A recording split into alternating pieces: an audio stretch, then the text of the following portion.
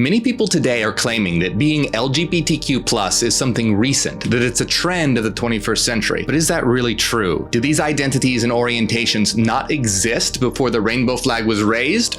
Or are people being brainwashed? Today we're going to answer the question why the number of LGBTQ+ individuals seems to be on the rise, and we're going to unveil the deep roots of LGBTQ in history, ancient esoteric books that were banned from the Bible, and yes, even in the Bible itself. Let's take a trip back in time around 2,500 years ago.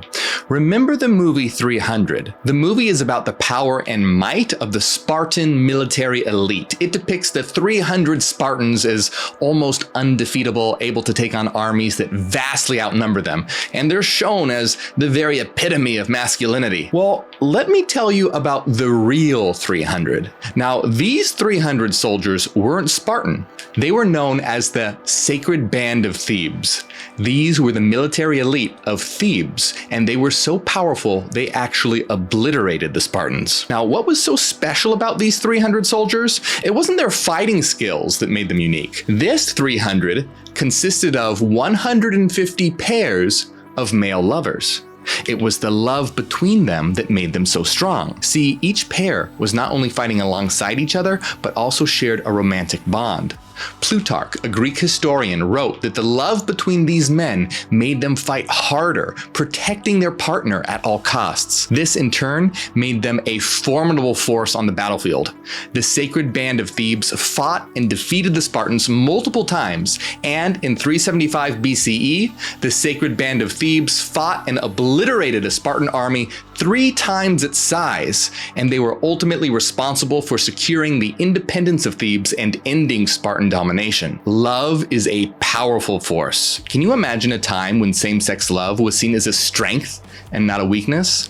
There's nothing weak about it. Ancient Rome was an empire known for its strength and its contribution to law, architecture, and the arts. But did you know it was also home to famous emperors who openly displayed their love for their same-sex partners? And in many Native American cultures, two-spirit people, those who embodied both the masculine and feminine, were respected and considered to hold special spiritual roles. And across the world in ancient India, the Hijra were individuals who didn't fit into traditional male or female gender roles. They were actually considered a third gender and were recognized and respected. Now, here's where things start to get crazy, because often religions like Christianity condemn the LGBTQ community, but did you know that many books and gospels banned from the Bible actually support the idea of the divine being non-binary or androgynous? In these texts, the divine is often described as embodying both male and female elements. Now, let's take a look at what Jesus says in one of the Gospels banned by the church, the Gospel of Thomas. His disciples asked him, "Will we enter the kingdom?"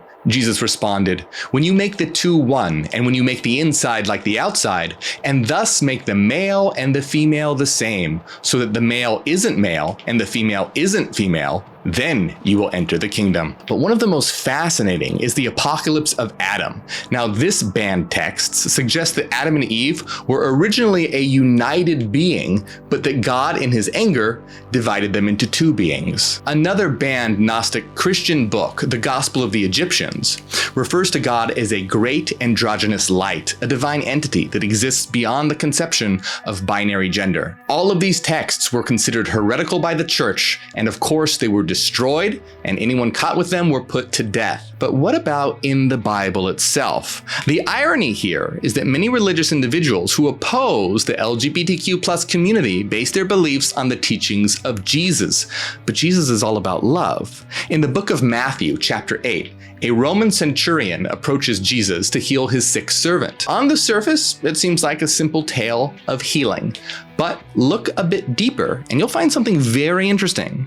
Some biblical scholars suggest, due to the way it's worded and the practices at the time, that it's highly likely that there was a relationship between the centurion and his male servant. But Jesus doesn't condemn them. He heals the servant and actually commends the centurion's faith. So what does this tell us about love as taught by Jesus himself? Christ's message is all about love and acceptance, something that many of his followers seem to forget. In fact, the Bible says to love thy neighbor as thyself. Now, there's no exception here. There's no fine print that limits this command to only certain type of neighbors. The truth is that the church often distorts the message of Jesus for its own agenda. Now, some people wonder, okay, well, if LGBTQ plus always existed, why does it seem like the community is growing?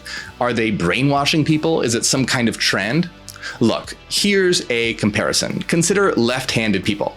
Just like the LGBTQ community, left-handed people were once viewed with suspicion. They were treated very poorly. Left-handedness was even seen as evil and sinful and unnatural.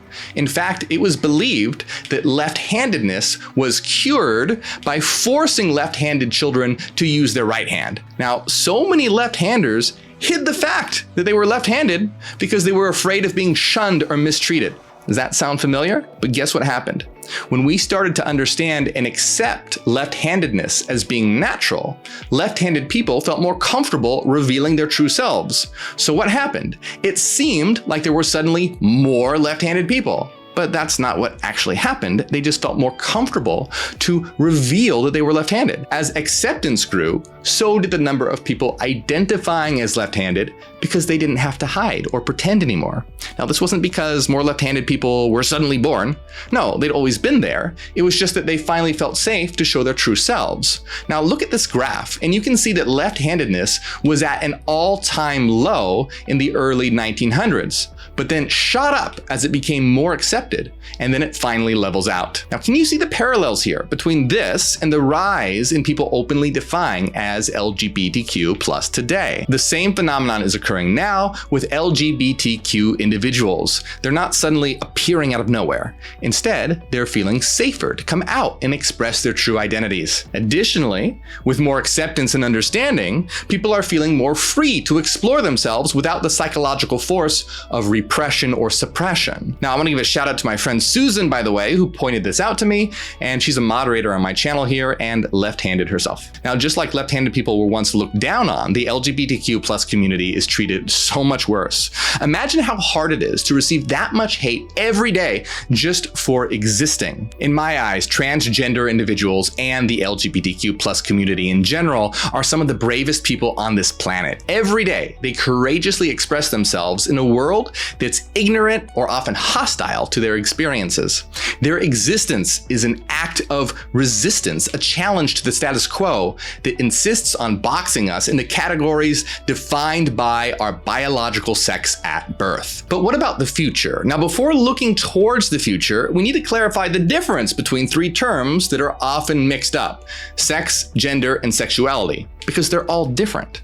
So biological sex has to do with the body. It's usually determined by chromosomes. Most people think that there's only male and female, but that's not true. There are intersex people that have a mix of chromosomes. Now, gender has to do with how someone feels. It's a state of mind and cultural construct. What it means to be a certain gender changes depending on the culture and time in history. And sexuality has to do with who someone's attracted to. So in simple terms, sex has to do with biology, the body, gender has to do with the mind, and sexuality has to do with attraction. And none of them are a binary. The LGBTQ plus community is a living testament to this, showing the world that identity is more than a binary concept. It's a rich, complex, and beautifully diverse spectrum. Now, they're not just expressing themselves, they're transforming society by making it more inclusive and paving the way for future generations to be free to be who they are. Now, I want you to think about how crazy and small-minded it is to hate someone for their gender identity. Now think about technology. Look at how rapidly AI and virtual reality are advancing. And pretty soon, we're gonna have body augmentation. In the future, we'll be able to change our bodies as easily as we change our clothes. If you're tired of your current form, swap it out. Want to experience the world from a completely different perspective? Just change your body like you change a shirt. So looking back from this kind of future, which will happen, the idea of hating someone for expressing their true self, for embracing their genuine gender identity, is gonna seem ridiculous and archaic. But we don't even have to look that far ahead. It's crazy now that people are being hated for who they are, expressing their true selves, and loving each other. Just as we look back in disbelief at past practices like witch trials or using leeches in medicine, future generations will look back at our time and marvel at how something as personal and fundamental as gender identity could cause such division and hatred. Isn't it time that we start moving towards a new future now? A future where acceptance and understanding triumphs over hate and discrimination, where we embrace diversity instead of stifling it, where the expression of our true selves isn't just permitted, but celebrated? Because that future isn't as far off as you might think. And the first step to getting there? That starts with you. Right now, we need a new beginning. And you, me, all of us, we are that new beginning. We are neogenians. We seek to create an inclusive planetary civilization, a teleocratic society, a purposeful world where we all celebrate our diversity like brilliant, unique threads in a beautiful tapestry. Now, if you enjoy my work, like and subscribe, check out my other videos, and support on Patreon to get access to weekly members-only videos.